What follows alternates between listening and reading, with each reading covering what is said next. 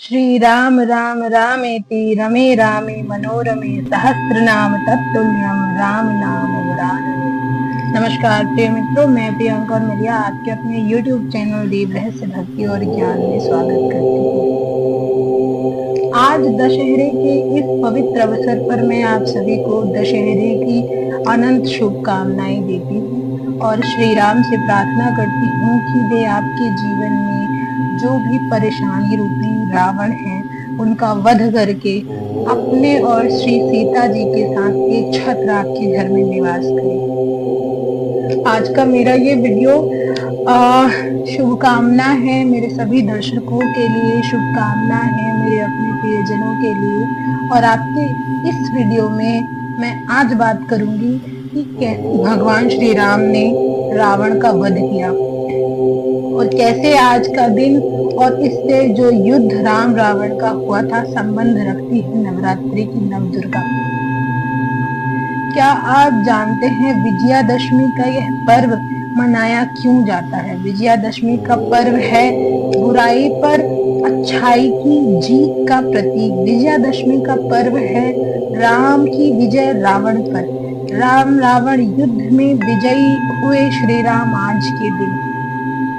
इसी स्वरूप में यह दिवस मनाया जाता है। लेकिन क्या आप जानते हैं श्री राम की भी कुछ मर्यादाएं थी। भगवान श्री राम मर्यादा पुरुषोत्तम होने के कारण ज्यादा पूजे जाते थे। एक छत्र राजा है, अखिल ब्रह्मांड कोटि नायक हैं, अखिल ब्रह्मांड के स्वामी हैं।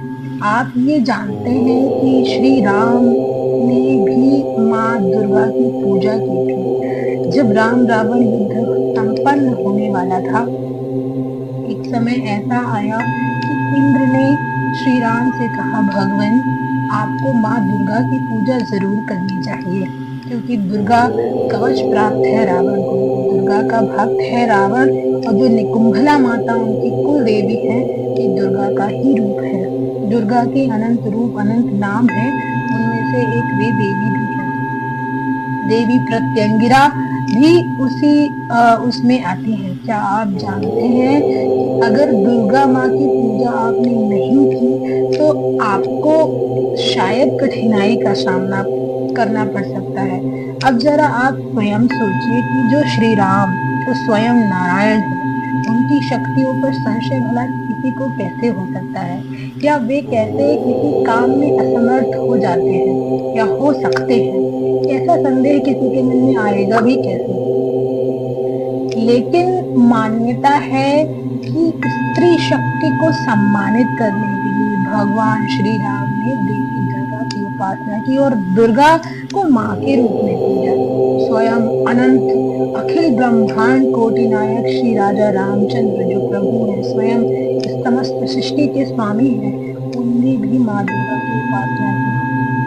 माँ दुर्गा की उपासना के पश्चात उन्होंने नवरात्रि के अनुष्ठान किए। यज्ञाहुति की पूर्णाहुति दशमी के दिन देकर उन्होंने रावण पर विजय प्राप्त की। ये जो यज्ञ था जो उन्होंने दुर्गा उपासना के लिए किया, इसे वे अत्यंत विशेष तरीके से कर रहे थे। माँ भगवती का आशीर्वाद प्राप्त करके विजयादशमी के दिन भगवान श्री राम ने उन पर जो रावण है रावण पर विजय प्राप्त की। क्या आप जानते हैं कि रावण कोई साधारण व्यक्ति नहीं, कोई साधारण मनुष्य नहीं और एक साधारण राजा नहीं माना जाता है। इंद्र की अलकापुरी को भी पछाड़ती उसकी लंका थी, स्वर्ण की लंका, लंकाधिपति रावण। और केवल लंका का ही राजा नहीं, वो त्रिलोकाधिपति हो चुका था। उसने पाताल, पृथ्वी, अग्नि, जल, वायु इन सभी तत्वों को अपने वश में कर रखा था। तभी नवग्रह उसके वश में थे। जो धरती पर राज करने वाला हो, पाताल पर राज करने वाला हो, जो स्वर्ग पर राज करने वाला हो, वो त्रिभुवन पति कहलाता है। पर क्या आप जानते हैं पंच महाभूतों को अपने वश में करने के बाद भी वह अपनी मृत्यु ना टाल सका। और क्या आप जानते हैं कि रावण पूर्व जन्म में था कौन? रावण कैसे बना रावण? रावण की उत्पत्ति रावण रूप में ही नहीं हुई है। क्या आप जानते हैं कि भगवान विष्णु के पार्षद हैं जय विजय? क्या आपको पता है कि भगवान श्री हरि विष्णु के ही परम भक्त थे? उन्होंने अपने भक्तों को श्राप से बचाने के लिए खुद पृथ्वी पर नारायण का अवतार लिया, नर अवतार लिया। नारायण ही नर बनकर धरती पर उतर कर आए श्री राम स्वरूप में। ऐसे बहुत कथाएं राम अवतार की बताई जाती है। नाना भांति राम अवतारा, रामायण सतकोटि अपारा, 100 करोड़ रामायणों का वर्णन है। अब आप सोचिए कि कहाँ तक विस्तारित कर सकते हैं। तो स्त्री शक्ति की पूजा उपासना करने वाले श्री राम के श्री चरणों में मैं प्रियंका दंडवत प्रणाम करती हूँ। आपसे भी रिक्वेस्ट करती हूँ कि आपके घर में जो भी स्त्रियां हों, आपकी पत्नी हो, आपकी माँ हो, आपकी बहन हो, उनका सम्मान करें, उनको प्रेम दें, उनको यथोचित आदर दें।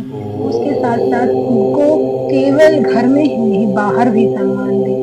तो ऐसे मर्यादा पुरुषोत्तम भगवान श्री राम के चरणों में मैं कोटि कोटि प्रणाम करती हूँ और आशा करती हूँ कि भगवान श्री राम का आशीर्वाद आप सभी पर बना रहे।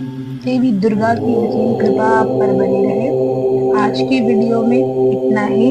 मैं फिर हाजिर हो जाऊंगी एक नया वीडियो लेकर, कुछ अलग रोचक और रहस्यमय तथ्यों के साथ, एक नए देवता के साथ। तो यदि आपको मेरा वीडियो पसंद आता है तो उसे लाइक शेयर सब्सक्राइब जरूर करिए। आपने मुझे धैर्यपूर्वक सुना, आपका कोटि कोटि धन्यवाद।